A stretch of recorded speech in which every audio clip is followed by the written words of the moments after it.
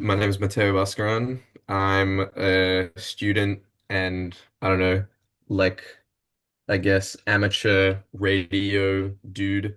I live in Sydney, Australia, but right now I'm in Tokyo. Mateo is a great person to talk to in the context of the large global outpouring of support for Zohran because I saw his likes on Zohran's posts as early as the spring, and it's like his interest is reflected not only in like what he says and we'll talk about what he and his friends thought about it.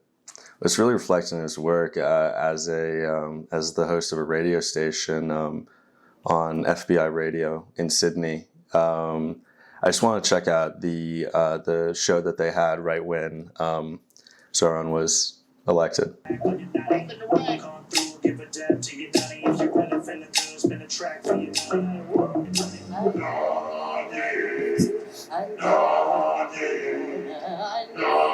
You're on Too Furious Wednesday Sunset on FBI Radio 94.5, and that one right there was Mr. Cardamom.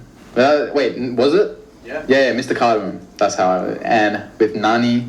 And if you didn't know who it was, Mateo, do you want to enlighten the listener? Yeah, I'd love to enlighten the listener. How are you doing tonight, listener? Listen to this. Listen to this one. That song you might already know, or if you're more like producer Sidra, shout out in the booth right Shout now. out our goat. You might not be familiar with Mr. Cardamom, or you might be familiar with him, but by another name, which is, of course, Zohran Mamdani. Yeah. Victorious candidate for New York City mayor, first Muslim mayor, in a race that was like the most participated in mayoral election in like 100 years or something like that. Really, 100 years? So just wanted to say, as a brown individual, shouts out to another, I say another, but a brown king. And yeah, banger song, I think. Literally, shout out Mamdani, bro. Shout out Mamdani. And I guess before we go any further, we do want to acknowledge that we are broadcasting to you this evening from unceded Gadigal land. And we'd like to pay our respects to Gadigal elders past and present. But yeah, me and Mateo had a great conversation. I hope you enjoy it. Hence the kind of ragtag setup. Yeah, you're in a sleep pod in Tokyo. Exactly. Well, almost. Yeah, I'm sitting next to a window right now. I saw you way back in the day on liking Mamdani's posts or liking posts about Mamdani. Tell me about your journey finding him. Basically, the first time that I heard of him was on a podcast. I'm a little bit like obsessed with a few podcasts, and then that's it. Like, I don't really have a lot of range. But one of them is called Chapo Trap House, and it's kind of like a dirtbag left program. They like make crass jokes or whatever, but they talk about politics and like current affairs, that kind of thing. But it's mostly just slop. Like, it's funny. That's why I like it. And they had Zoran on, I think in like March or something. And they've had him on twice, I believe. But yeah, I heard him on the podcast and I was kind of like interested by his platform and like, the kind of left-wing populist thing. It felt like something that was missing in the Democratic Party, or at least like prominent voices weren't approaching it that way. And yeah, I don't know. I found him like very compelling very quickly. Yeah. And the other angle is that like I totally felt myself like, I don't know, relating to like his background as well. Um, because obviously like he's a dude of mixed race, like parents from different places. And his mother's like pretty successful as well in her own right. I just found it compelling. And then when I looked further into him, I just kept seeing these like green flags, I guess, like stuff that I really thought was dope.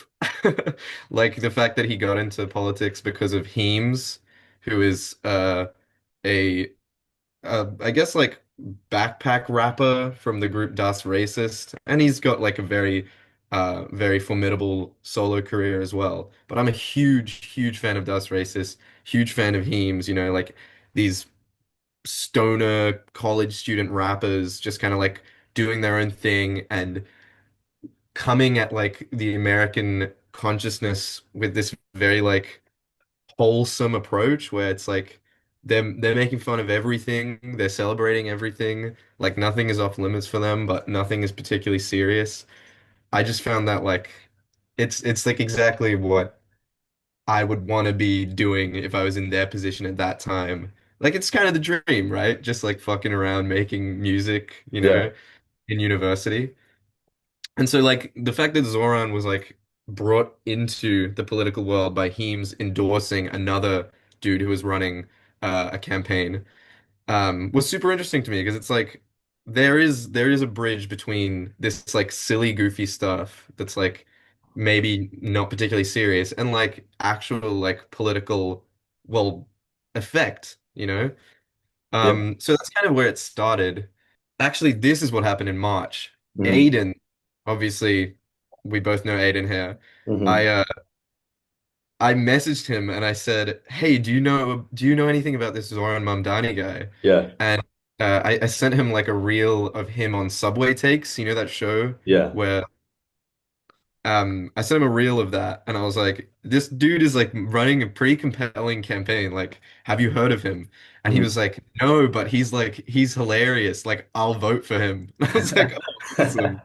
And then like we cut to, a little while ago and he Yeah. was posting his story, like, celebratory stuff Yeah. after the Yeah. victory. And I was like, damn, man, like what a long way we've come, Yeah. like Big time. it was a very funny moment. But yeah, and like that I don't really know where it picked up steam and it went from something like underground to something overtly mainstream to the point of like the Democratic Party kind of like taking notice and like AOC and Bernie and all these people like endorsing.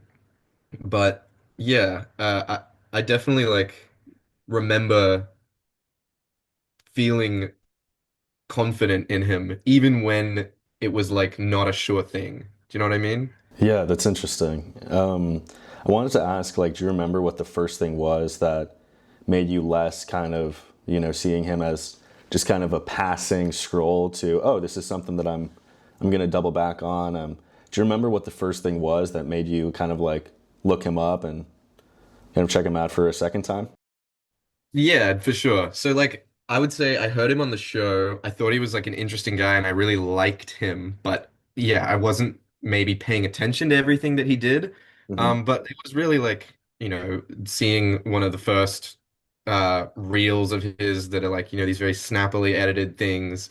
And I was like, okay, well, there's something here in terms of like he can actually get his message out there, Yeah, rather than just having a good platform, having good policy, whatever. He's also good at like communicating that. And I think something that politicians in the US have been, I don't know, lacking in, I guess, broadly lately is that level of like communicating and feeling like there's a real person behind the face that you're looking at. And I yeah, think a lot of people feel that way with him. Um, and so yeah, it was just kind of like, oh, we can still do this, like this yeah, is a person and a politician, and like, you know, it can be that way. It's not gone. yeah. That's really interesting. Is it something that like your like other people in Australia are kind of interested in, like your friends, people at the radio station? Yeah, totally, man. Like by the time when he won, I couldn't believe how many people were like posting about it on, my feed or whatever, like people that Mhm. I know. He's like, it's become 100% like for Australians.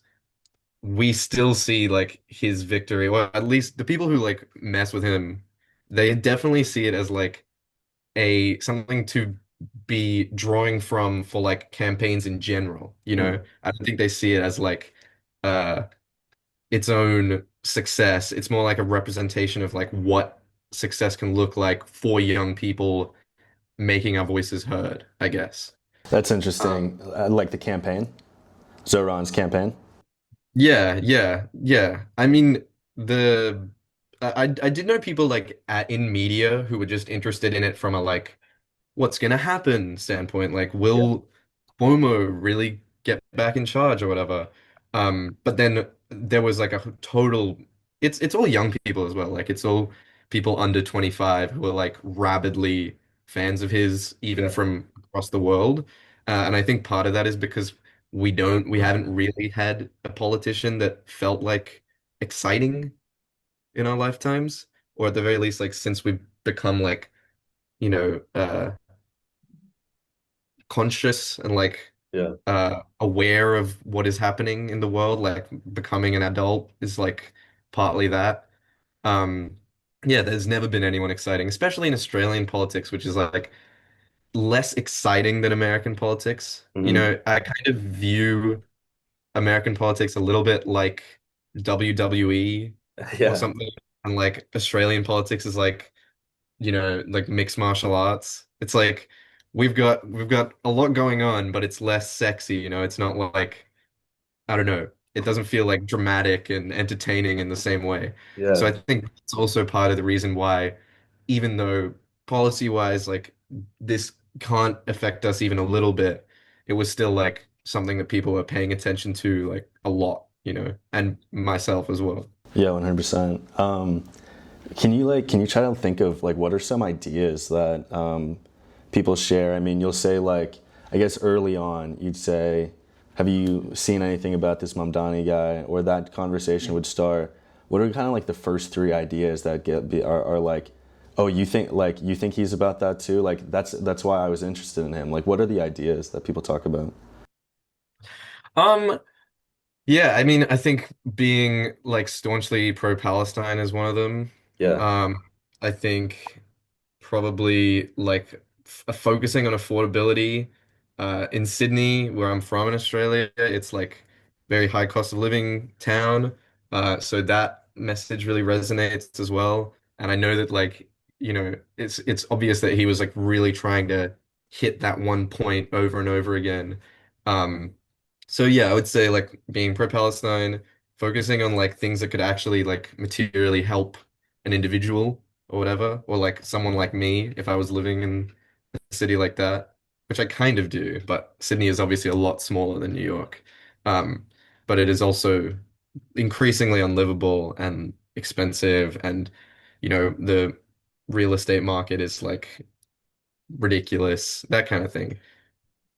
And then the other aspect is just like, did you know he made a rap song? You know what I mean? Like, I don't know. It's that like level of like again, that it's a person behind the face, you know?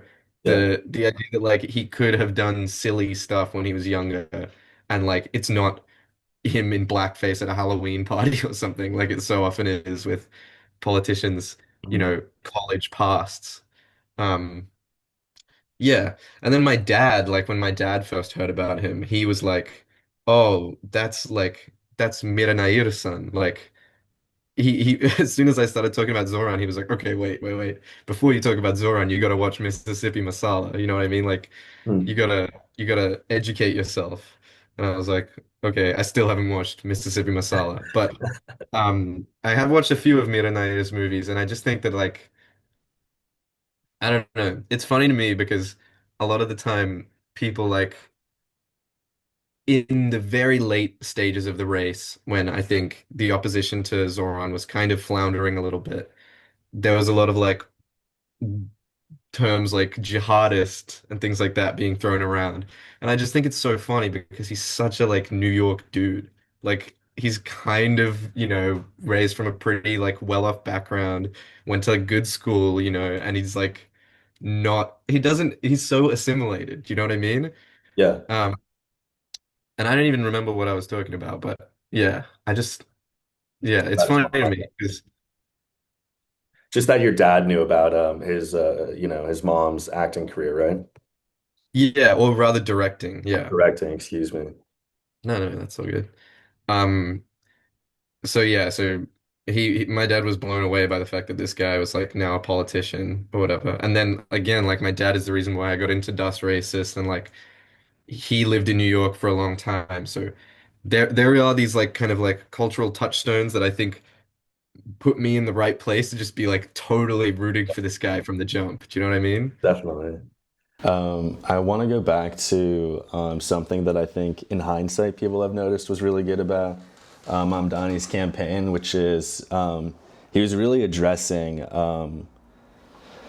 young people's concerns, right? So yeah, I just like, I don't know, I kind of want to focus on that for a second. I mean, because like, I mean, you're right. It's both of those things. It's both like kind of like the form in terms of being relatable, being cool, right? Like doing these kind of like fun, cool things. Being artistic and really friendly and affable, but also being very like serious about receptiveness. He can speak to the benefit of rent stabilization. He can talk about big ideas. And I guess like that's one thing that I'm kind of curious about. I know this conversation was really like, what does Australia think about Mamdani, right? If anything. But I mean, I'd love to ask like your opinion on Mamdani's a part of a really large system, right? And he sticks out like a sore thumb in a lot of his beliefs and his policies.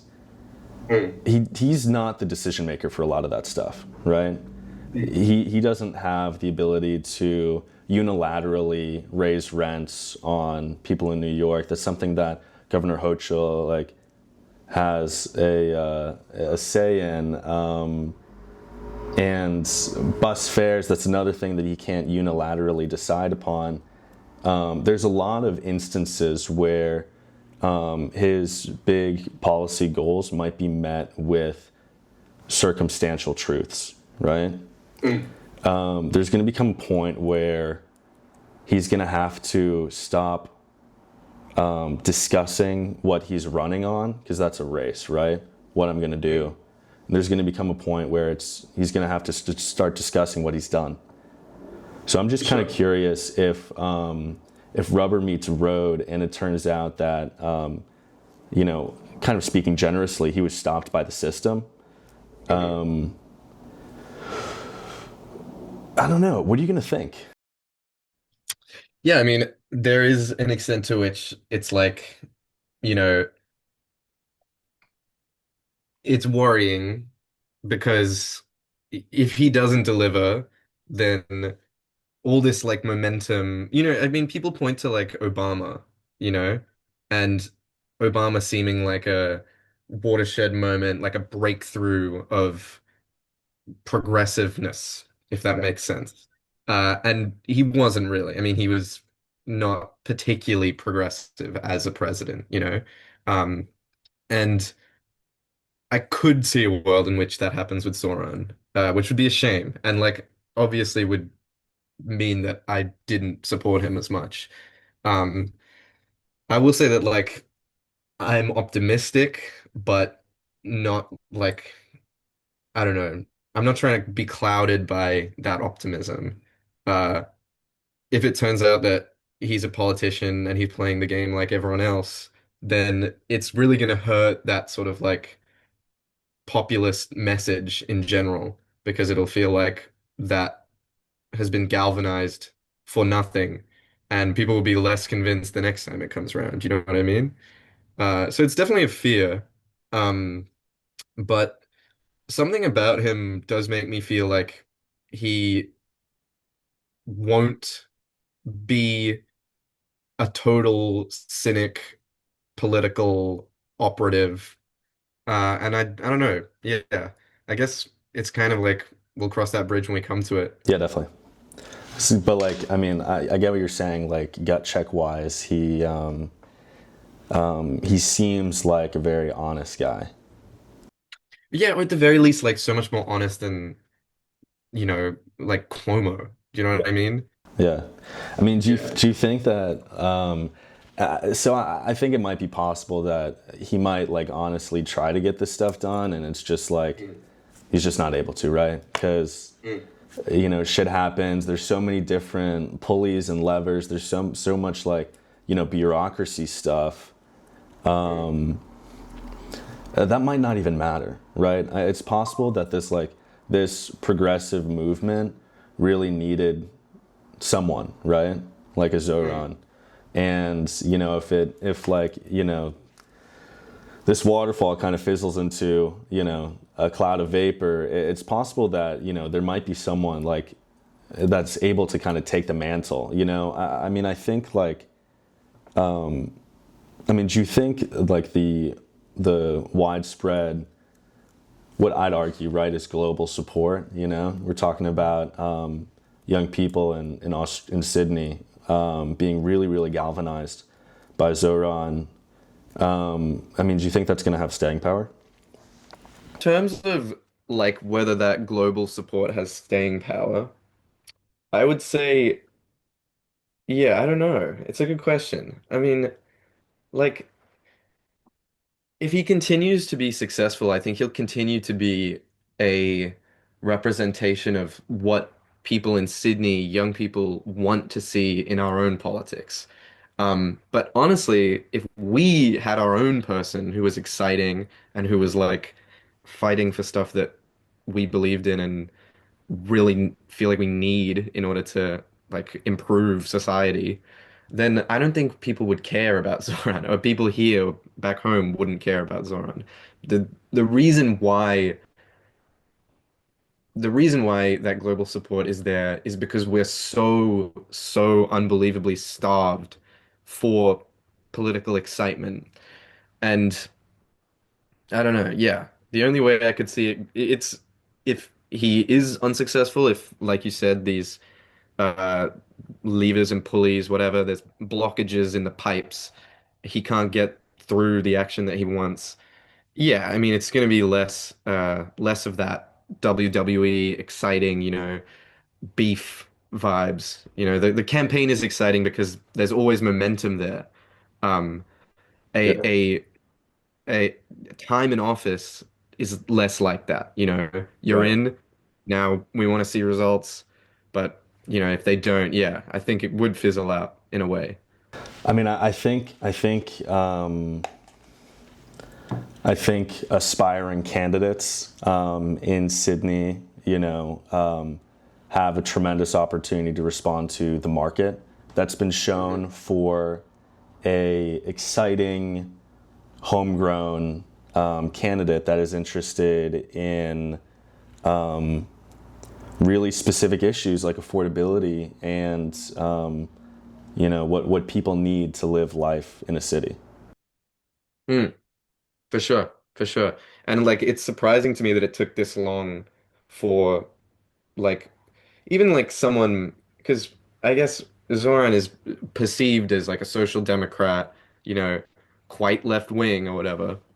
But it's not particularly like radical, the things that he's suggesting.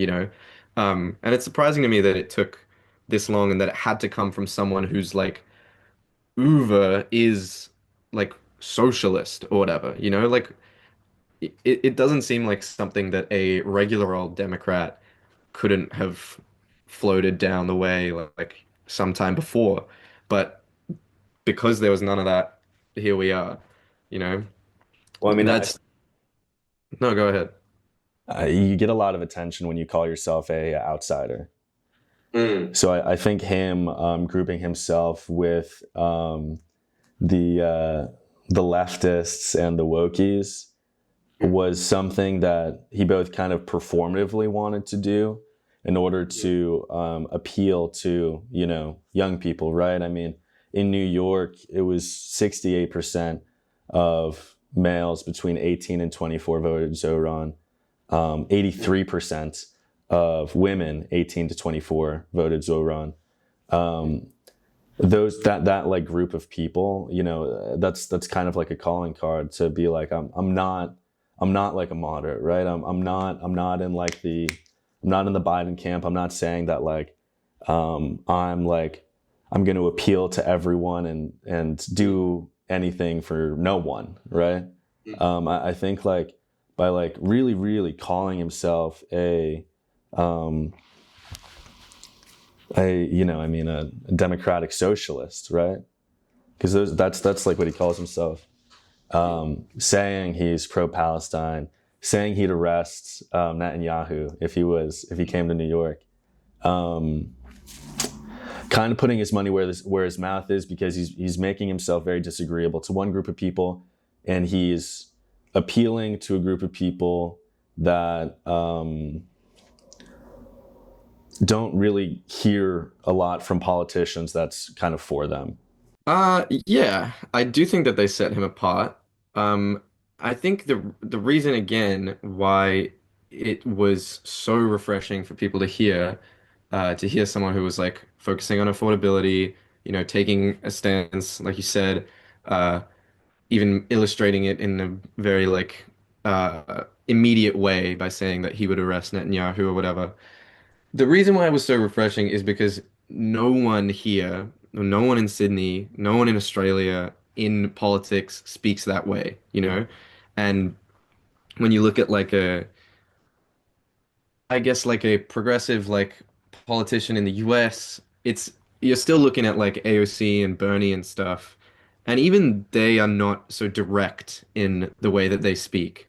So it really does feel like, and even though it's not this, it does feel like it's like letting go of like the mask and just like presenting a a batch of ideas and like stances on things that aren't incongruous, you know? Like they all can be held at the same time and they should be. Like if you're someone like me, you believe that they should be. So the lack of like I guess fear of that it was refreshing, but it was also on his end, like you pointed out, it was a bet. He was putting a lot of money and like not literal money, but like putting all his chips behind the idea that this deeply populist approach to progressive politics would be successful. And, I don't even know if he realized how successful it would be, but I wouldn't be surprised if they did, if there were a lot of conversations about you know, um, like people like this, like you're not just doing it because you believe in all this stuff, but because it will resonate with folks. And I think that a lot of political folks around the world. And like, I'm no one, I'm a schmuck, but I do feel like a lot of people who should know things or who are involved in politics or make it their career are probably kicking themselves realizing that this this base, of support has been there and it's not new, it's just on fire right now. Um, So yeah, it's like it's absolutely integral to the reason why there's that much support for him, I think, and for good reason, I guess. That's sick. Do you think we're going to see a lot more social Democrats getting elected into office by fired up young people in cities worldwide? I don't know. Yeah, maybe. I think we're going to see a lot more running, um, and a lot more uh, top-down support for that kind of thing, at least in some places. Uh, but there's also going to be a lot of like copycats who are cynically adopting, that vestige, which will be annoying. But yeah, I don't know. I think broadly it's probably a good thing to diversify the the left a little bit that way, or at least like what rises to the top, what floats to the top You think it's a amongst some of one-off? You don't think you don't think it's a movement? I mean, I think it'll have like effects. Like I think it's I just don't know if it's gonna be like literally the same, Yeah. In Australia, our political systems are so like they move a lot slower, and like I said, there's less of a focus on the kind of theatrics of campaigning. Mm. Um, I don't know if the powers that be can anoint someone with like that kind of focus on aesthetics and like, cool vibe right now. But, and especially like if Zoran does deliver in some way, then I think it's even more likely. Yeah. All right, that's cool, man. This was a great conversation. Yeah, man. Thanks for taking the time. Dude, thank you for taking the time. You kidding me? Hope you enjoyed this conversation I had with my buddy Mateo. Check out his group Too Furious on FBI Radio and keep on cobblestones.